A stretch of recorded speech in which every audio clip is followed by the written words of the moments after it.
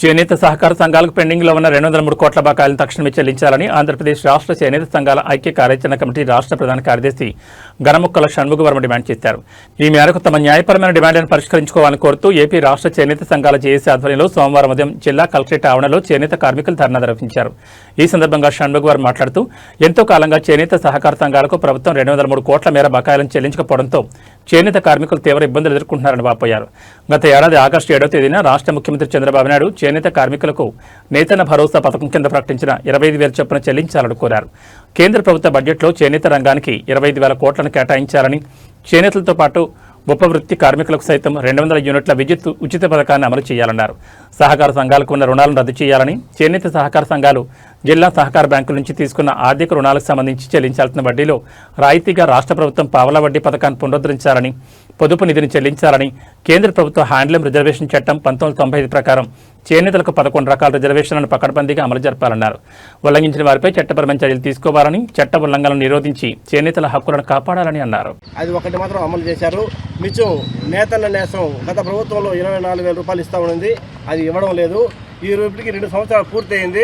50,000 రూపాయలు మాకు నేతన్న నేస్తం కింద ప్రతి చేనేత కార్మికుడికి ఈ 2 సంవత్సరాలు గడిచిన సందర్భంగా 50,000 రూపాయలు మంజూరు చేస్తూ అదేవిధంగా కంటిన్యూ చేయాలని కోరుతున్నాం.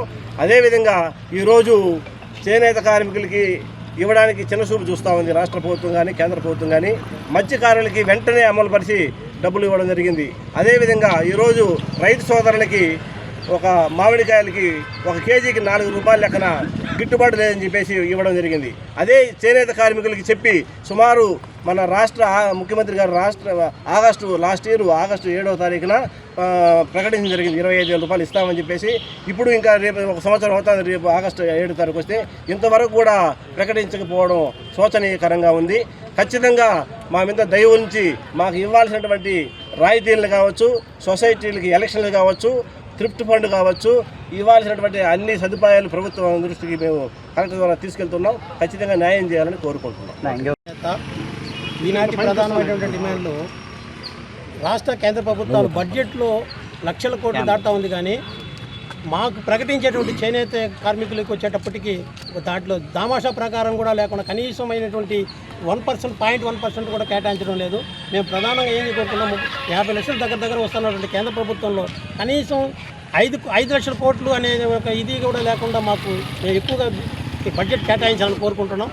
అదేవిధంగా కేంద్ర రాష్ట్ర ప్రభుత్వాలు కూడా చేనేత మరియు జౌళి శాఖని కంబైన్డ్గా పెట్టడం వల్ల విడుదల చేసిన నిధులు కూడా మొత్తం జౌళి శాఖకి పోతూ ఉంది.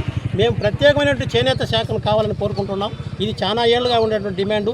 దీన్ని ఇప్పుడు ఉన్నటువంటి కేంద్ర ప్రభుత్వం నరేంద్ర మోడీ గారు కానీ, రాష్ట్ర ప్రభుత్వం ఉన్నటువంటి చంద్రబాబు నాయుడు గారు కానీ దీని మీద దృష్టి పెట్టి మంత్రివర్గ విస్తరణలోనైనా మాకు సపరేట్ చేనేత మంత్రిత్వ శాఖను కేటాయించాలని కోరుకుంటున్నాం. అదేవిధంగా బడ్జెట్లో కూడా అధిక మొత్తంలో కేటాయించి మాకు మౌలికమైన వసతులు, అదేవిధంగా చేనేత కార్మికుల యొక్క ఉపాధికి సంబంధించినటువంటి అనేకమైనటువంటి పనిముట్లతో కూడా వర్క్షెడ్లతో నిర్మించి తమిళనాడులో జరుగుతున్నటువంటి సిల్క్స్ ఈ ఫెడరేషన్ లాగా చేనేత ఫెడరేషన్ కూడా ఇక్కడ ఏర్పాటు చేసి మాకు ఆదుకోవాలని కోరుకుంటున్నాం. ముఖ్యంగా చేనేతలని సంక్షేమం ద్వారా అధికంగా వెంటనే ఆదుకునేదానికి అవకాశం ఉంది. గతంలో కిరణ్ కుమార్ రెడ్డి గవర్నమెంట్ నుంచి ప్రతి నెల 2,000 రూపాయలు ప్రతి చేనేత కార్మికుడికి పెరిగినటువంటి ముడి సరుకు రసాయనాల సబ్సిడీ కోసం ఇచ్చినారు. అది కంటిన్యూగా జరుగుతూనే ఉన్నది. గత సంవత్సరం కూడా జరిగింది. గత ప్రభుత్వంలో కూడా ఇచ్చిన 24 వాళ్ళు సంవత్సరానికి ఒకసారి మొత్తంగా 24,000 ఇచ్చినారు. ఈ గవర్నమెంట్లో మేము 25,000గా ఇస్తామని గొప్పగా ప్రకటించినటువంటి ముఖ్యమంత్రి గారు వెంటనే ఆ హామీని నెరవేర్చాలని ఈ సందర్భంగా మేము కోరుకుంటున్నాం.